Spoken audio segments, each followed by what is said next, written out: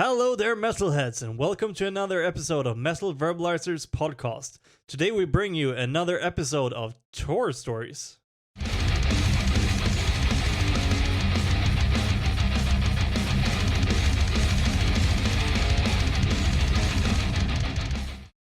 I suppose we're kind of what we plan to do today, but suppose we could start to kind of explain it a little bit. Also, maybe for in case there are some of our listeners that haven't heard our previous episode where we did this kind of thing. Basically, what we're planning to do is speaking to Matt from the band Warsenal here and have him talk a little bit about some stories and anecdotes and stuff like that during tour. So I suppose I could start by giving the word to Matt. Hey boys, how's it going? We're all good, all good. All right, so yeah, actually last time we did the podcast, we spoke. I think you asked me some funny bit that happened during touring, and I talked about this joke we pull on our drummer in Mexico, and I told you how that tour was kind of chaotic. So I think it would be worthy of doing an episode of that because a lot of stuff happened on that tour. So yeah, I think it's worth mentioning. Rather funny. Well, now it's rather funny. When we were there, not that much. Well, if it is on the same level as that story about your drummer, then this is gonna be a good one. Yeah, it's gonna be even better than that. I've laughed so many times to that story. It's insane. Yeah. So this whole tour was actually our first international tour. Like we did some tours in Canada and we played Japan a few years before that, but it was only a festival and we've been treated super good. But that tour was something else. It happened in 2016. We were supporting Enforcer. They had just released their album From Beyond, and they were doing their world tour, and they were doing 2 dates in Mexico, and we were supporting them on that, and then do like 5 more gigs. So all that I'm gonna be telling you about happened in the span of 7 gigs. So and before I begin, I just want to say that except for that main promoter who did the whole tour and it kind of stabbed us in the back so many times, everybody else was super nice. The promoters were good, the people too, the fans, everything. I mean, we really want to come back to Mexico though. I mean, that one person is, didn't change our mind on how great Mexico is, but I think it's worth telling what happened. So, and just before we begin, I speak a bit of Spanish, not that good, but I'm not so bad at understanding. So I could get what was going on, behind the scenes, the trick she tried to pull on us. I'm not gonna name her because I don't think she even does promotion anymore. And the whole point is not to start a witch hunt, but rather have a good laugh. So sounds good. So yeah, that's pretty much like the whole atmosphere there. So yeah, 2016, we had just released our first album a few months prior, Barn Burner. So we were doing a bit of gigs here and there. So we got on that tour. Actually, it's Zach, the singer from Skullfist, who referred us to her. Actually, Skullfist had just been on the tour in Mexico, and you referred her to us, and we just started talking online, and she was super nice. And the deal was that we pay for her plane tickets to get there and come back home, but she takes care of the rest. Ground transportation, food, a place to sleep, all backline, all that stuff. So it was fairly a good deal, and some things that happens in a lot of cases for newer bands. It's usually the deal. So it was good for us. So we go there. We're super excited. We land in Mexico. nothing weird happened there. We get our instruments, and then we wait for her to come get us.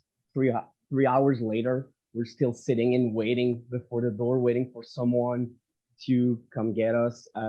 And I'm calling her, sending her messages, and there's no response. So we started and like, oh fuck, what did we got ourselves into? Like we're gonna be stuck there forever. And she finally got there, finally got us. So it was kind of a relief, but I should have known, should have been a sign that what was about to go down. So we landed there. When we were in Mexico City, we stayed at her place. So we had a bed there, and so that was okay. And she gave us food at her house. She was living at her parents, and they were super nice. But her father he's schizophrenic, so late at night you would listen to TV like super loud, I guess to just drown out the voices. So trying to sleep there wasn't that easy. And when we got there, he had like gray hair, white hair, and the next morning when we woke up, I don't know, he had dyed his hair. He was all black, and he had a piece of floss, coming down of his mouth, and he was talking to us like super fast in Spanish, and we couldn't understand a thing, and it was like a super weird wake up. But at that point, it was just kind of funny. They were nice. And then we were doing our first gig that night in the Sahagún, kind of close to Mexico. And we had received our merch. So the promoter is still super nice. She helped us assemble the CDs, prepare our merch. She pays for our food or drinks. So we're like, yeah, it's going to be a hell of a time. We played. The fans were rabid. There was actually blood on the stage. I felt like Exodus for a while. It was crazy. People gave us mezcal after the gig. Some dude was there with a girl, I guess his wife, and my bassist is blonde hair, blue eyes. So it's super exotic in Mexico. So the guy offered him to fuck his wife, all that stuff. And we were like, we don't know if he's a pimp or I don't if he had some kind of weird fetish. But we were like, yeah, it's up for a good start. It's gonna be great. And then after the gig, the girl who booked the tour, well, she didn't listen to her music beforehand. So she realized at that point that she doesn't like what we're doing. She doesn't like her music. She doesn't like the style we're doing. So there's a huge flip in his attitude from that point. Because I don't know. I mean, as a promoter, you can't like every band that comes through it. I mean, you treat everyone professionally, but she didn't. She just started, playing behind our backs. So at that point, we go back to her place, and the next morning is the first gig with Enforcer in Mexico City, and we go there, do our sound check, and she asked us to cut down our set time because whatever reason we don't know exactly. So she made us cut a couple songs, and there was someone taking care of the merch. Of our merch, we sold like a bunch of shit, and then after the gig, we go to see her like, "Where's the money?" And she was like, "Oh, the guy just run off with your money," and we're like, "No, you got to be kidding! Like, we need that money to pay, for plane tickets and all that stuff." So it stayed like that. They said, they tried calling him, get in touch with him, never heard from him again until, well, a little further back in time. We're playing Mexico Metal, no, not Mexico, Milwaukee Metal Fest, and we're playing with Evil Dead, and there's a guy doing the merch, and he's that dude from Mexico. And I go see him and like, dude, you were at the Enforcer gig. He's like, oh yeah, you were in Warsenal. Yeah, I did your merch, man. So good to see you. I was like, dude, you ran off with our money. And he's like, no, dude, I gave it to the promoter, man. She was supposed to hand it to you. No. So we learned a few years later she just stole our money, our merch money from us. So that was rather shitty. Oh so, shit. Yeah, and that's just the tip of the iceberg. So after the gig, it was cool. We got to the hotel, got the hotel paid. We partied like like in the movies. Actually, the hotel manager come to see us, that threaten us to kick us out. We drink all night, and we were looking for enforcers' room, knocking on doors and just running in the hallways. Just like we were kids or something. It was really fun, and it was a super weird moment. Felt like I was in I don't know, Seinfeld or something. Um, I'm just sitting on a chair near a TV on my cell phone, and my bassist Francis is talking with a girl. But that girl came to the hotel with another guy, and at some point they just start kissing, and I'm like, what do I do? Do I just leave or pretend like I saw nothing on my cell phone? And as I'm about to leave, the guy she came with comes through the door, and I'm like, he's there, stop, he's there, stop, stop, stop. And he just comes in, and there's this big moment of like, oh no, what's gonna happen? And we learn after that this guy does UFC fighting and shit like Oh. that. So it could have ended up badly, but actually I just went out the room with the guy and we went have a drink, and he was super nice. He's still a really good friend till then. But yeah, that was kind of a weird moment. It was kind of fun. So we party all night, barely slept, and then we go back to her place, just because we want to go back to sleep like for real. So we go back to the promoter's place, and she calls us a Uber, and she sent one of our a person who works for her to go back with us. We get to her house, and she's like, "Yeah, there's gonna be someone there." We go there. There's no one. The door's locked. Her parents aren't there. It's super hot. I mean, it's Mexico, super hot, super sunny. Mm-hmm. So we're like, all right, we're gonna go eat something, do something. So we go. I eat some enchiladas. We go back there. The door's still locked, and then I get some food poisoning. So I'm starting to sweat, starting to shiver, starting to puke outside our house, just waiting for someone to get there. We've been outside that house for like 8 hours straight in the sun as I was puking and shivering. During that time, we're trying to call her, message her, and she doesn't answer shit. All we see is a post she did on Facebook. She's in a bar drinking with Enforcer, like having a good time, while I'm dying in front of her porch. I've actually laid down because there was a bit of shade on her porch. I've laid down there and slept on her porch trying to survive. And at some point, her mother got back home and she told us like her daughter never told her we were coming. So that was pretty shitty. And the next morning, we had to take flights to go to Monterey, another big city where we were playing with Enforcer again. And we go to the airport, and the promoter is like, "No, I'm not paying for your flights. You got to pay for your own tickets." And like, "No, that's not the deal." And she's like, "Yeah, you got to pay for your tickets, and you're gonna pay for my ticket as well. I did the work for you. You got to pay for my shit as well." So we got in this huge fight where I ended up buying the tickets for herself, and I told her to just screw herself and buy her own ticket. And we're kind of fucked too, because I mean, I'm not that bad in Spanish, but I'm not good enough to survive there. And she got all the contacts, promoters, all that stuff. So I can't fight that much with her because she's got the upper end. But still, I think she ended up paying her plane ticket, but I'm not sure. I might have to save her asses. So we get there uh, a bit late. We arrive at the venue in Monterey, and we barely get our stuff there. And she's like, "Oh, the local promoter come to see me, and you're going on first. There's been a change. You're going on first. Uh, go, hurry up. The gig is starting in 25 minutes." So we haven't unpacked. We haven't done a sound check. We haven't warmed up even.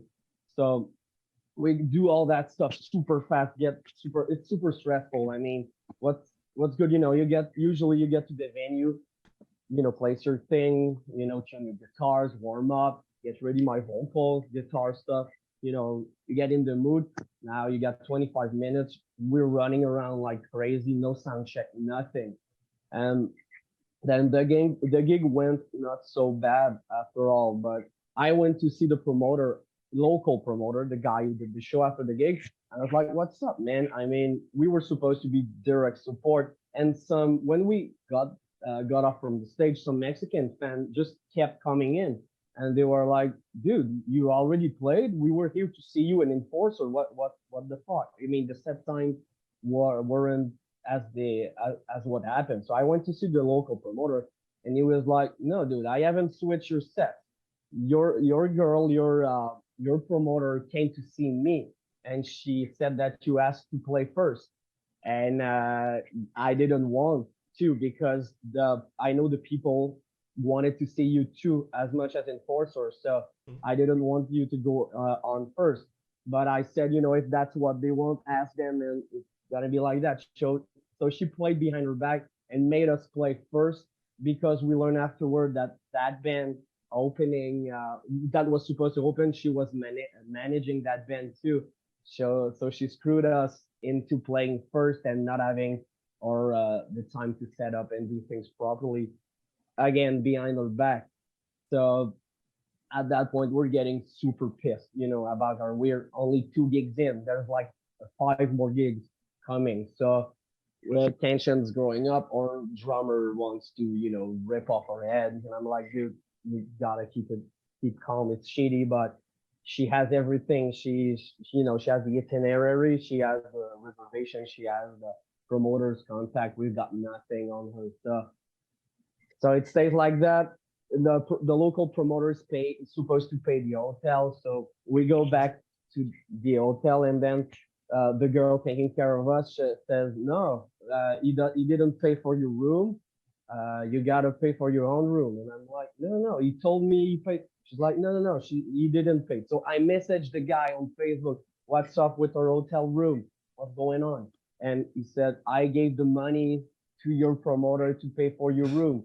So she actually took the money to get herself a room. So she took our money, paid herself a room, and she wanted us to pay for her room. So the guy felt so bad for us that he called the hotel and paid for an extra room so we had a place to sleep in. So our drummer was so pissed. I think he rubbed his ass on her pillow so she would get a pink eye and could feed in her slush or something. He was, that was his way of getting back to her without her noticing. So, so yeah, and if that wasn't enough, uh, we're in the room looking at our Facebook, and she did a post on her personal Facebook in Spanish, like I wouldn't understand, saying how shitty it is to work with an international band, that she'd rather work with Mexico band, and like I understand she's talking about us. So I go to her face and I tell her how unprofessional it is. I mean, if that's okay, she doesn't like her music, but you got keep it professional. And she was like, "Well, that's my personal profile, that's my personal life, so I can do whatever I want."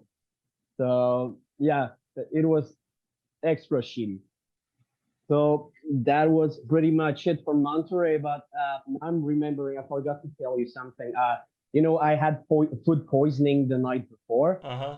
So we got in Monterey. So when we got there, we went to the restaurants with Enforcer, and there was, food all over the table. Man, I didn't feel like eating at all. And our promoter, the girl was like, "Oh no, if you can eat something if you want, just a bit." And I'm like, "Yeah, no, I'm not hungry. Like I feel super sick. I don't want to." And she was like, "No, no, no worries. Gotta eat something. Get the strength back." I'm like, "Yeah, she's got a point." And I'm like, "For real, I don't want to pay for that food. I'm gonna eat like 3 bites or something." It's like, "No, no, no, no worries. Like it's all paid for the band. No worries. Don't worry about that." So I'm like, "Okay, I eat like a thing or two." Same thing for my bandmates. They're not feeling super good as well. So we eat like we barely eat. And after that, she comes to see us with the check, and she's like, "Yeah, you gotta pay for the food you ate." And I'm like, "No, you just don't." And she was like, "Oh, sorry, it might have been miscommunication, lost in the translation or something. You gotta pay for what you eat." And she was like such a bitch. We fucking storm off the restaurant like so pissed off. Enforcer must have thought like we were assholes or something.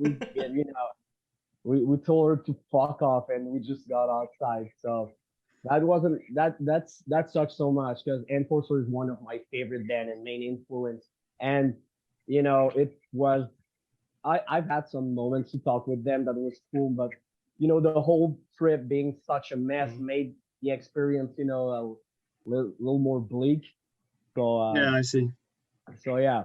But anyways, after that, things were a bit better. We played in Merida. The promoters there were super good. They paid for a flight, paid for a food, hotel.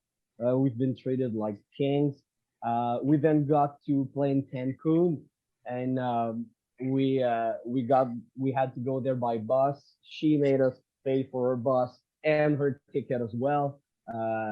Say always asking us for money and to pay for shit, and we're backs to the wall. So like we just give in and we pay. Gig in Cancun was kind of nice. Cancun is this huge touristic place with beaches and people from all Mhm. around the world just go there on Yeah. vacation. And we played in like a dump. It was outside. It was pieces of wood.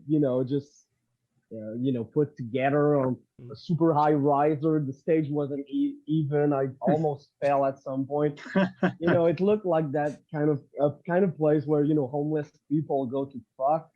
So it was weird, but it was a really cool experience. Playing outside in Cancun and all that shit. We actually stayed there a couple days. Just go to the beach, have a couple drinks, and just chill out. And it's really at that point that Antoine was our first drummer who played on Bon Burner, and that's at the point where things fell apart. We both we everybody felt like it wouldn't last forever with him, but being in that shitty situation, and we drank a bit, got into a fight, and that's when he quitted the band. So I get it would have happened at some point, but the whole shitty tour just pushed kind of rushed it a bit. So he was kind enough to just finish the tour, be professional, finish the few gigs we had left. But yeah, it was done from that moment. So that was the end of Warsenal first drummer. Thanks to that shitty Mexican promoter. Um, but so yeah, and then we go back to Mexico. We were supposed to play a gig in Victoria, but there was like a massive cartel beheading. Like a lot of people were killed in that city, so the gig was canceled, Mhm.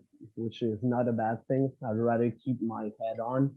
Hmm. Um, and we played in Durango, another city, which was good. And it's Mexico. I didn't imagine like that. When you go there, especially Mexico City, there's like barbed wire everywhere. There's walls. There's fences. Everybody has dogs. There are bars on the windows. It seems Mhm. like it's a war zone or something. It's definitely like a huge contrast with the touristic place and all that stuff. So we go in Durango, we set our stuff up, we go outside and we talk to people, and someone just casually tell us that the weekend before there was a drive-by shooting. Just someone went before the bar in car and just started shooting people lining up outside. So I was like, you know what? I'll go back inside and wait for a gig to start. I'm not staying outside. So there's always this kind of fear, over our head and all that cartel talk. So that's why the joke we pulled on our drummer was so much better because we have this always this kind of anxiety that something might happen you don't know, so that's why it worked even better. Mhm. So if the listeners don't know what I'm talking about, just go listen to the first episode. So Thanks for and that little yeah, plug there. no Yeah. problem, man. But yeah, that story was a real fun one. Yeah. Absolutely loved it. So we go there playing Durango. The place was super nice. There was like a balcony, but the balcony just was stopped where my face was. So there was people like over me that could touch my hair, and there were people down, and it was full of people. It felt like I was in an 80s thrash music video. It felt like I was in the 80s or something. The place was great, and there was this old dude, like white hair, super drunk, by the side of the stage talking shit to us. But he was nice, but like really drunk, like a real punisher. And he just kept talking to us. But I'm always super nice, talk to him, all that shit. The gig's over. He comes to see us, and he's like, "You guys want some drugs, want something?" I'm like, "No, we're good." He's like, "Do you want to drink something?" We were like, "Yeah, a beer maybe." So he just point the barman, show 2 fingers. The barman, just give 2 beers, and he never paid for the beer, the guy. So we're like, he must be someone important. I don't know. And later on that night, he comes see us, and he's like, "If someone's bothering you tonight, just tell me, and we'll have him killed." So we start laughing. We were like, it's a joke. And he looks us in the eye, dead serious. "No, if you guys got into trouble tonight, come find me. We'll get rid of it." And we're like, "Okay, no, everyone's super friendly, man. We're having All a good right. time. It's all right." And we talked to some people, and he was actually the owner of the bar, and he was, cartel affiliated, like a well-placed person um, in the cartel. And from that moment in the night, we were like, we're back by the cartel, so and we can have a good time and do whatever we want. So that was cool. It's through that whole shitty tour happened some stuff like that just kept us, some funny things that kept us going. And that was like we only had one gig left. Go back in Mexico. We play another one in Mexico, but we're headlining on a Sunday or something. We we played there. We go to the house first, and I was talking to her mother who only speaks Spanish. I'm doing my best to have a conversation, and she was super nice. She made us eggs and stuff, and she would give us a lot of food and talk to us and stuff. And at some point, she said like that her daughter was real kind of strange, like she could be really mean and all that stuff. And I'm like, man, if that your mother's opinion. I mean, and I was like, yeah, we kind of notice what you mean. Uh, we kind of get it. So yeah, and then we played that gig in Mexico, talked to the people there, and we basically told them everything that happened to us. And people are like outraged, like, how could this happen? And if there's something really important for Mexican people, their pride, they want you to, feel super welcome. They always ask you if you ate well, if you tried this, if you went there. They want you to have an amazing time. So when we told them like everything, a lot of people were super mad about that. And one of them, it was like, dude, I've got my an apartment not too far from where you're leaving. And he said, just come sleep at my place and just stay there. It's gonna be better. So we're like, yeah, that's what we'll do. We're gonna go grab our stuff. So we got a Uber that we paid again because we had to pay everything. So we go back to our place, start doing taking our stuff, and like I told you, there's bars on the windows, right? So that means no one can get in, but no one can get out as well. So I don't know how this happened, but her parents left the place. We were with her there, and we told her that we wanted to leave. So I don't know if she planned something, but they left the house, and we were in, and they locked the door. But from the inside, you can only unlock it with a key. So we got sequestered there. She didn't want us to leave. We got sequestered in Mexico. Actually, like, no, you're not leaving. You're staying at my place. You're staying. Oh, and my we're like, dude, that's it. That's like the fucking last piece. Like, I mean, next step, we're gonna die. Like, she's gonna kill us. That's the logical next step. So I'm getting super pissed off. We're starting to flip out our room, just breaking shit, and like, we're fucking getting out of here. Get us out of here. And she went downstairs, came back with a bottle of whiskey. So now we were more open to suggestion. So we sat down, drank some whiskey, and we're like, we tried to talk to her to tell her how shitty she was and all that stuff, but she wasn't really responsive. So the whiskey kind of calmed things down a bit. Her parents eventually came back, unlocking the door. So we just stayed there. We were like, yeah, we got only one night left, and we're leaving tomorrow. So all right, we just slept there. Next morning, And after the whiskey, she said like, I'm gonna pay for your Uber to get back to the airport. So I'm like that's the least of thing you can do. And we sleep there. We're like, okay, not too bad. Next morning, we gotta leave, pack our things up. As we are about to go, she called the Uber. He come in, and I'm like, so, she can't come with us because we're going to the airport. I'm like, how will it work? Will you pay like beforehand, or how do you want to do it? It's like, no, you're gonna pay for your Uber. And I was like, dude, that she was shitty till the end. Like it, she wasn't really not a nice person. I'm so glad she doesn't promote anymore. Actually, I haven't seen much from her in years, so we were one of her last tour. Maybe she realized she wasn't made for it, which is a good thing. And so yeah, we packed her shit, went to the airport, and took our plane home, still alive, but with a lot of stories to tell. And we traveled a lot by Uber, and she would always call like the smallest cars. So we would have all her gears piled up on her legs and on her head. Like we're only three, so she would only call cars instead of I don't know SUV or a truck or something. So yeah, we always had our stuff on us. So yeah, the whole thing, and there was some major thing, but it was more a matter of always small aggression, small thing. For so long you're not sleeping too good, you're on tour, so you're drinking, you're partying. So lack of sleep, all those small aggression, you're not home. It's not your first language, so you have a trouble grasping what's going on, and you just make your way how you can. After that, I have another flash. There's a lot. I'm sure I'm gonna hand up this podcast, and I'm gonna remember a lot of more stuff.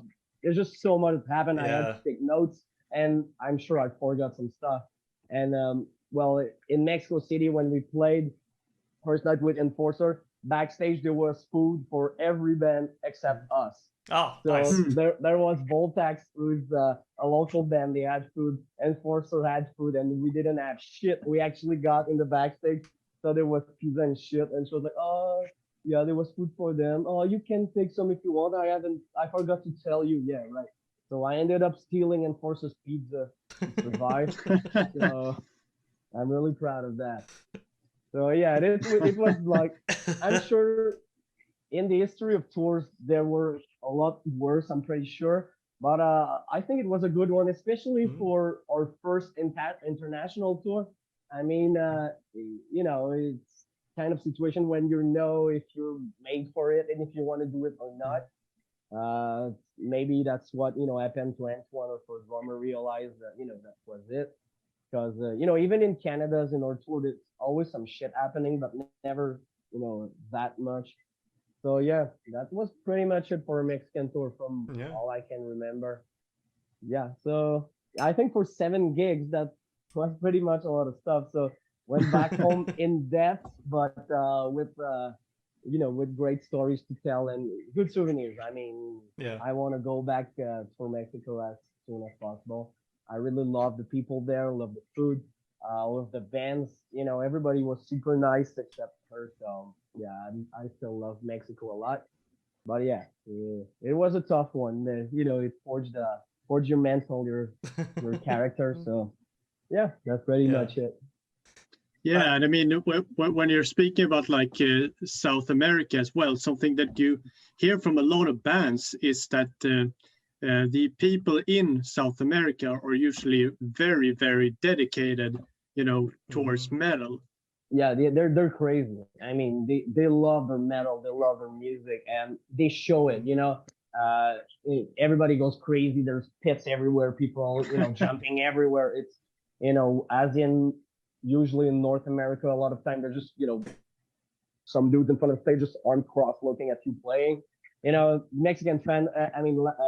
Latin Americans fan. They want you to know like they love metal, and it really shows. So yeah, they're more like physical in a way. Yeah, that's it. Yeah. I mean, one of my favorite live shows with my favorite AC/DC is from Argentina, and on River Plate. Okay. That's a live show that they recorded in like 2014 or something like that. I don't remember clearly, but there you can really see that the audience is active all the time, and the jumping and headbanging and everything on that. It's awesome. Yeah, no, it usually in this country, like there's a lot of oppression, usually from the government, cartels, and even the police. I mean, when we got in Mexico, like people told us if something happened, the last person you want to go see is police because they're gonna get you in the car and ask you money to get out. You know, they're gonna kidnap you or something. So if you're getting oppressed left and right when you go to a metal show, you know, it's you can let all that rage, all that negativity just get out of you just through the aggression of music, like the aggressivity of music. So I guess that might be one of the reasons, like they're that much into it, and they live it. This aggression, they live it right to the core. So I guess that might be a reason why they're so into it, and there's a lot of fans over there. I'm still sort of having a picture in my head when you mentioned that your promoter always ordered small Uber cars for you guys. I'm sort of having a picture in my head with your drummer sitting in the car with his drum kit sort of in his lap in some way or another. For the drums, he had like his cymbals and sticks and pedals. So we borrowed everything else from the gigs, but we had our guitar cases like just on top of each other. We could like only see our eyes above, and like if we get into a car crash, we're dying. That's for sure. Yeah.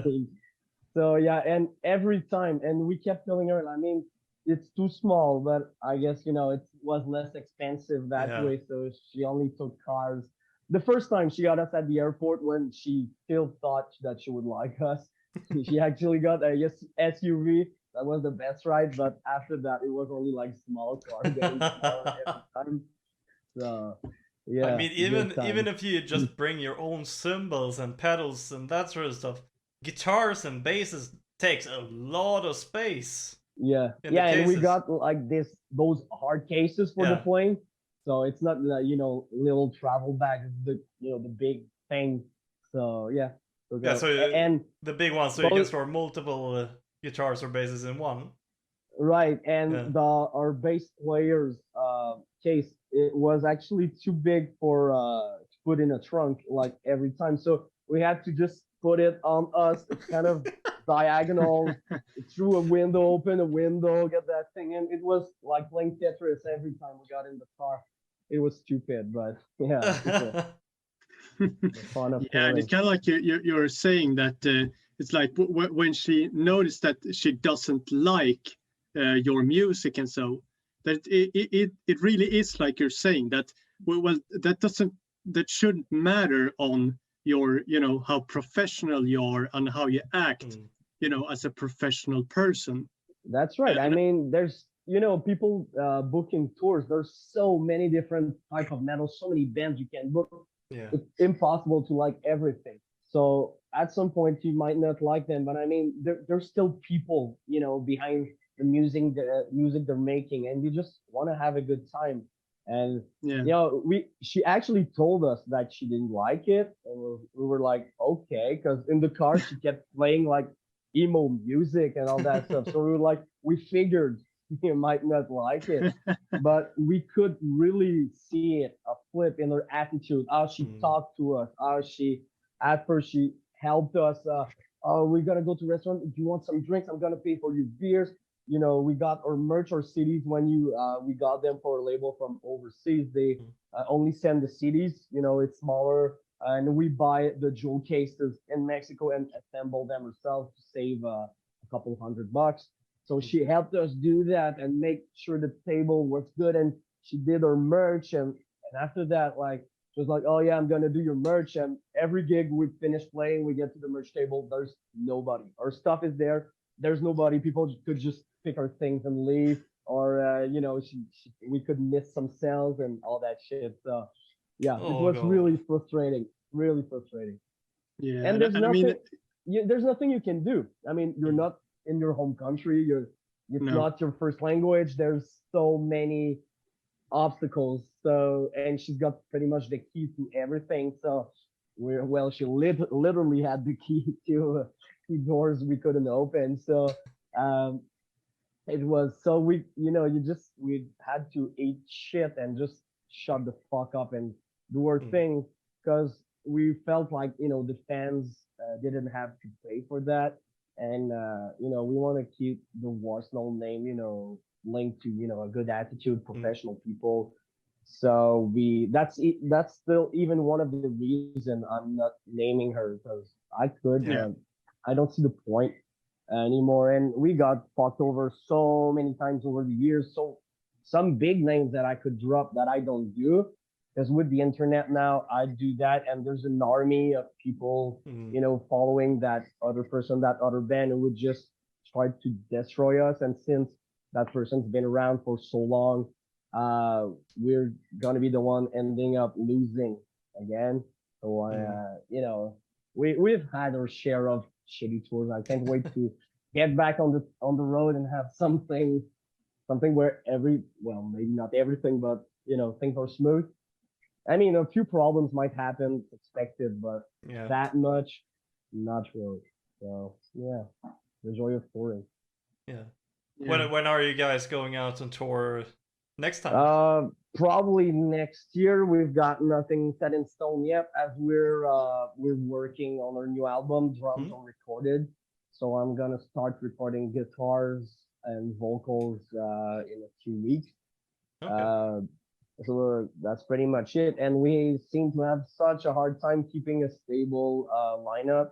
So bassists and drummers seem to be just Mm. coming and going. I think we have a drummer now that's, should I hope will stay forever. But our bass player, left. Our first bass player left. We had a new one. He left during the pandemic. We had another one. Started rehearsing with them. Didn't work out. So we have some gigs opportunity, but we always turn them down because we don't have any set list ready to play. So our first bassist is back. I'm always giving you some premieres I haven't told. We're not posting much on social media. That still Yeah. would be kind of stupid posting something and then 2 months go by and then Yeah. nothing again.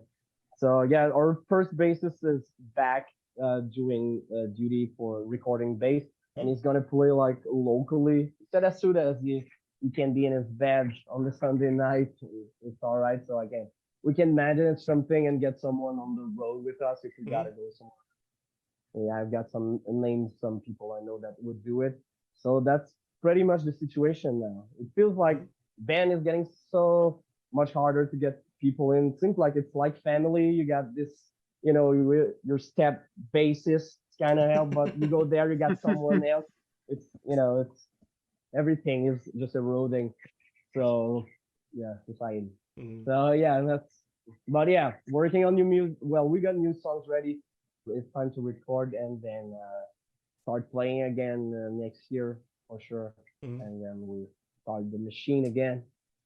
Awesome. Anything else you're curious about, or?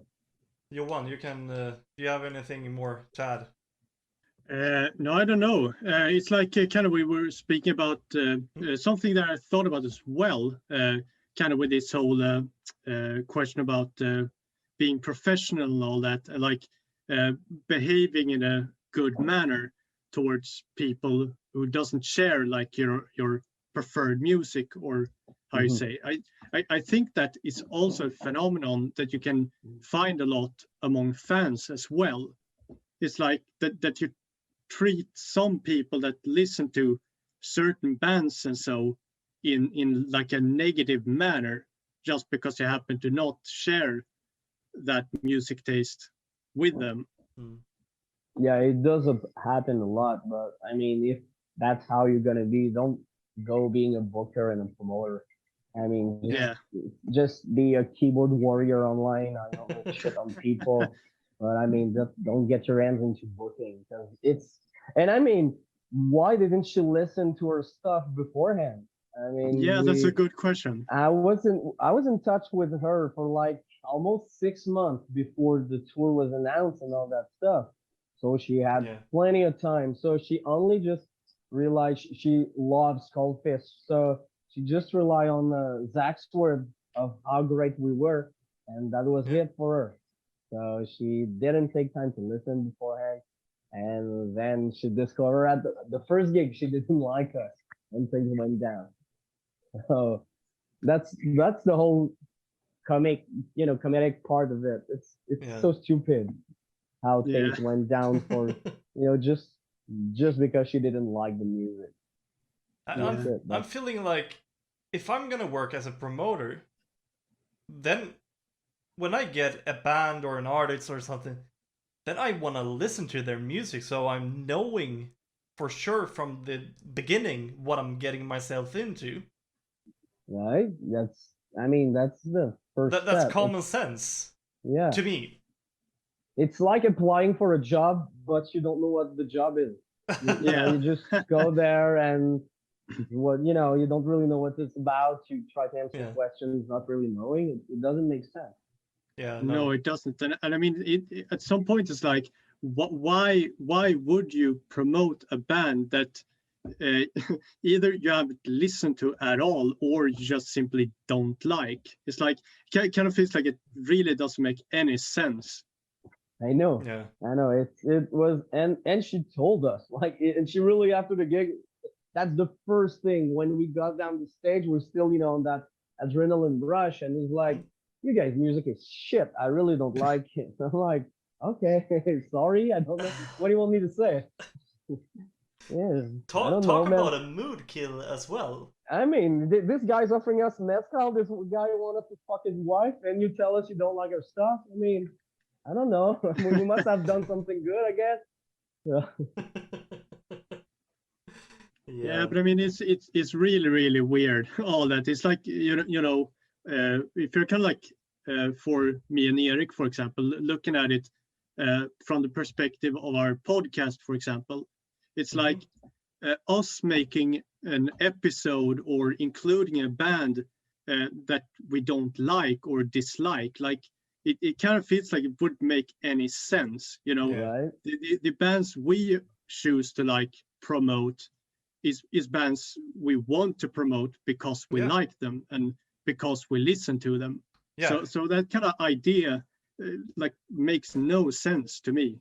Yeah, and she isn't even like a big promoter. Like big promoters, they get all the big bands. Maybe they won't like someone, and at some point, if your podcast gets super big, you might get to interview someone and that you might not like. But you're not gonna start shitting on them. No. During the podcast, you're gonna do ask your question, do your thing, and afterward you're gonna tell Erik how shitty they are. But that's it. The mic's closed. So I don't know. It's all it doesn't make sense to me. But yeah, her mother told us she was strange, and I mean she was absolutely right. She was really strange. Yeah, because I mean, when I'm promoting a band here on the podcast, when I'm saying this is one of my favorite songs from this band, then I really mean it because that goes into my everyday playlist. My playlist that I listen to every single day when I'm going around in my car working. Yeah, and like kind as you're saying as well, if there would happen for some reason to be a song that we don't like we wouldn't go out and say that, right? Because you gotta, sure, constructive criticism and all that, like there's no problem with that, of course, but you kind of want to focus on the positive side. It's better to not mention it. And I mean, and she tells us like first date. I mean, she could have told us like at the end of the tour, by the way, your music suck. Okay, all right, we'll go home with that. But she tell us dead on as the tour begins. I mean, we're gonna spend so many hours together. Why do you do this? I mean, obviously we won't like you anymore. I mean, yeah, I mean, it's okay not liking our music. It's all right, but telling us to our face like that and then treating us like shit, what do you expect? You gotta get some pink eye from that ass rubbing and some Yeah. piss in your slush. That's what's Yeah. coming. Warsenal ain't nothing to fuck with. Oh, that's the right attitude. But yeah, maybe it's time to actually start to wrap things up. Yeah, maybe. Unless you, Matt, have anything that you would want to add or speak about more. It's been a while since I'm just trying to see if I forgot something. I think it's pretty much it. Nothing. Well, some other things happened, but nothing worth mentioning, I guess. Yeah.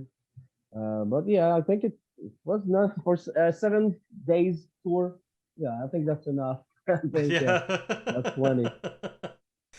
If there is any new stories and stuff that comes up, Oh shit! Sorry, always... I just had a flash. This was actually like one of the best moments of the tour. How could I forget that?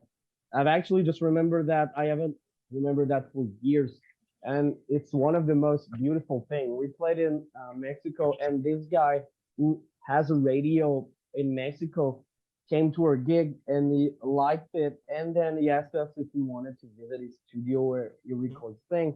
And he at the gig he brought this huge flag on which he made band members sign on it. There was like a Dio signature, Mustaine, Hetfield, Osborne, Dimebag. I mean, think of someone, the signature was there, and he was like, I'm not making like anybody sign, just the band I like, just the band worth going on that. And he asked us for a signature to sign on that flag.